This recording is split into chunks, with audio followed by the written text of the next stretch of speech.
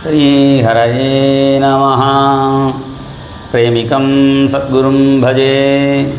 பிரதமஸ்கந்தத்தினுடைய சாரத்தை சுருக்கமாக ஸ்ரீதர சுவாமிகள் சொல்கிறார். ஆரியம் தர்மஜமாஹதாரிமவனோ கிருத்வா பரீட்சின்றிருப்பம் பிரம்மாஸ்திராதபிரட்சிதம் கலிஜயக்ஷாதஞ்ச கிருத்வா புவி அந்தே யஸ்சுகரூபதஸ்வபரமஜானோபதேசேன தம் சாபாதாவதமும் நமாமி பரமானந்தாகிருதிம் மாதவம். பரீட்சித்தினுடைய சரித்திரத்தை இதில் சுருக்கமாக சொல்கிறார். ஆரியம் தர்மஜ மாஹதாரி மவனோ, தர்மபுத்திரரை சத்ரு இல்லாமல் பண்ணி அதன் பிறகு பரீட்சித் ராஜாவை பிரம்மாஸ்திரத்தை காப்பாற்றி கலியை ஜெயிச்சானுங்கிற பெருமையும் கொடுத்து அந்தேய சுகரூபதா, கடைசியில் சுகரூபத்தினால பகவானே வரான். நந்தநந்தன ரூபோசௌ, இது ஸ்காந்தத்திலையும் சொல்கிறார். அவனுக்கு தன்னுடைய ஞானத்தையும் உபதேசம் பண்ணி சாபாதாவதமும், சாபத்திலேருந்து அவனை ரட்சித்து எந்த பரமாத்மா பண்ணினாரோ நமாமி பரமானந்தாகிருதிம் மாதவம். ஸ்ரீதர சுவாமியுடைய குரு பரமானந்த மாதவராக இருக்கிறதுனால அவரையும் சேர்த்துண்டு குரு ரூபமாக இருக்கிற பகவானை நமஸ்காரம் பண்ணுறேன் என்று சொல்கிறார். பிரதமஸ்கந்தத்தில் ஒவ்வொரு அத்தியாயத்தில் சில விசேஷங்கள்லாம் இருக்குது. அதில் 3வது அத்தியாயத்தில் அவதாரங்களுடைய முறை கொஞ்சம் வித்தியாசப்படுறது. அதுக்கு பெரியவாள்லாம் அழகாக வியாக்கியானம் பண்ணியிருக்கா. சயேவ பிரதமம் தேவா கௌமாரம் சர்க்கமாஸ்திதா. முதல்ல பிரம்மச்சரிய அவதாரம். சனத்குமாரர் பிரம்மச்சரி, முதல்ல பிரம்மச்சாரியாக இருக்கணும். அதன் பிறகு வராக அவதாரத்தை சொல்கிறார். அது திருப்தியினுடைய அவதாரம். அடுத்தவாளுக்கு கொடுத்தா திருப்தி ஏற்படும். அதனால் பூமியை கொண்டு வந்த வராக பகவான் மனுக்கிட்ட கொடுத்தார். திருப்தி ஏற்பட்டுடுத்துனா அப்புறம் பக்தி ஏற்படும். அதுதான் அடுத்து நாரத அவதாரத்தை வர்ணிக்கிறார். அந்த பக்தி வந்த பிறகு அந்த நரன் நாராயணனை சாட்சாத்காரம் பண்ணிடுவான். அதனால் 4வதாக நரநாராயண அவதாரம். பஞ்சம கபிலோ நாம. அந்த பக்தியும் திருடமாக இருக்கணும்னா ஞானம் வேணும். அதனால் ஞானாவதாரம் கபிலாவதாரம். இந்த ஞான பக்தி வைராக்கியம் திருடமாக எடுத்துனா அவன் துரியனாக ஆயிடுவான், அவதூத நிலைக்கு போயிடுவான். அதான் தத்தாத்திரேய அவதாரத்தை சொல்கிறார். இது 6 பிராமணாளுக்குன்னு உள்ள அவதாரம்.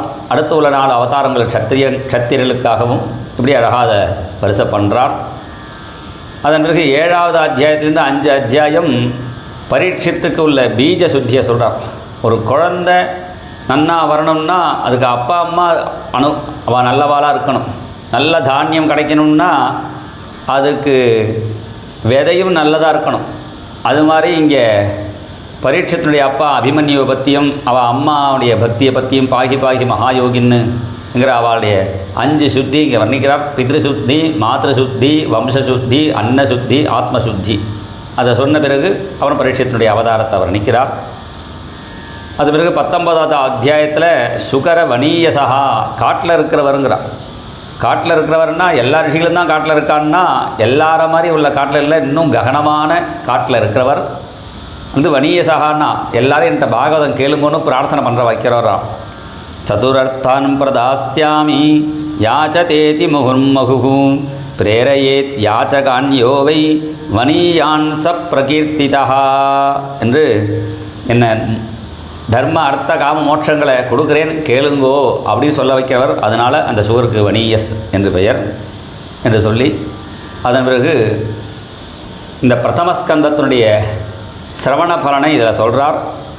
மாத்ரு சங்கமனே செய்வ யத் பிராபம் பிராப்யதே நரைஹி பிரதமஸ்கந்த சிரவணாத் தஸ்மாத் பாபாத் பிரமுச்சியதே.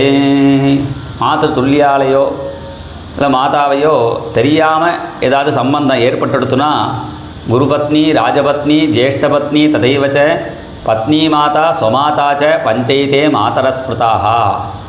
அதுக்கு இங்கே ஒரு கதை சொல்கிறார். பத்மோத்தர கண்டத்தில் அகௌகஹரம்னு ஒரு தீர்த்தம், அதை பற்றி பாகவதத்திலே இருக்குது. அதில் சுதர்மா என்கிற பிராமணன் தபஸ் பண்ணுறான். இப்போ இந்திரன் பயந்து புஷ்பவதி என்கிற அப்சரஸ்திரியை அனுப்புகிறான். உடனே அவர் சாபம் கொடுக்குறார். நீ பூலோகத்தில் பிறக்கணும், நீ காமினியாக வந்ததுனால உன் மகனே அடையக்கூடிய பாவத்தை நீ பண்ணணுங்கிற மாதிரி சாபம் கொடுத்துட்றார். அவள் சௌவீர தேசத்தினுடைய ராஜாவுடைய பொன்னாக பிறக்கிறாள். அவந்தி தேசத்தினுடைய ராஜா ஸ்ரீகரன்னு பெயர்.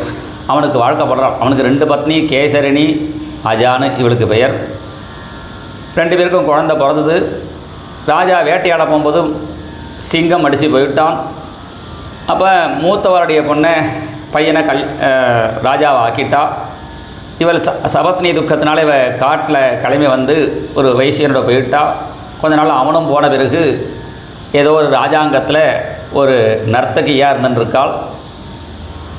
அந்த மூத்தவருடைய பையனும் அகால மரணம் அடைய இவருடைய பையனே ராஜாவாக ஆகிட்டான். ராஜாவான பிறகு திக்விஜயத்துக்காக போகும்பொழுது ஏதோ ஒரு தேசத்தில் நர்த்தகியை பார்த்தான். அவரோட இருந்துட்டான். காலம்பரை வரும்போது 2 ஞானிகள் அவரை பார்த்து சொன்னால், இவன் மகாபாபம் பண்ணினவன். நான் என்ன பாபம் பண்ணினேன்னு, நீ ராத்திரி யாரோட இருந்தியோ அவளையே போய் கேளுன்னு சொல்ல.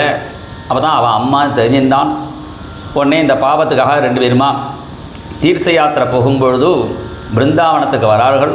அங்கே ஒரு மகாத்மா பிரதமஸ்கந்தத்தை உபன்யாசம் பண்ண. அந்த பிரதமஸ்கந்த பாராயண பிரவச்சனத்தை கேட்டு அவளுக்கு திவ்ய விமானம் வைகுண்டத்துலேருந்து வர அவள் விமானத்தில் ஏறி வைகுண்டத்தை அடைஞ்சார்கள்னு. எவ்வளோ பெரிய மகாபாபமாக இருந்தாலும் இந்த பிரதமஸ்கந்தத்தை கேட்டால் அது தீரும் என்று பலஸ்துதியோட இந்த பிரதமஸ்கந்தத்தை முடிச்சுக்கிறோம். ஸ்ரீஹரயே நமஹ. ஜெய் போல் சத்குரு மகாராஜ் கி ஜெய்.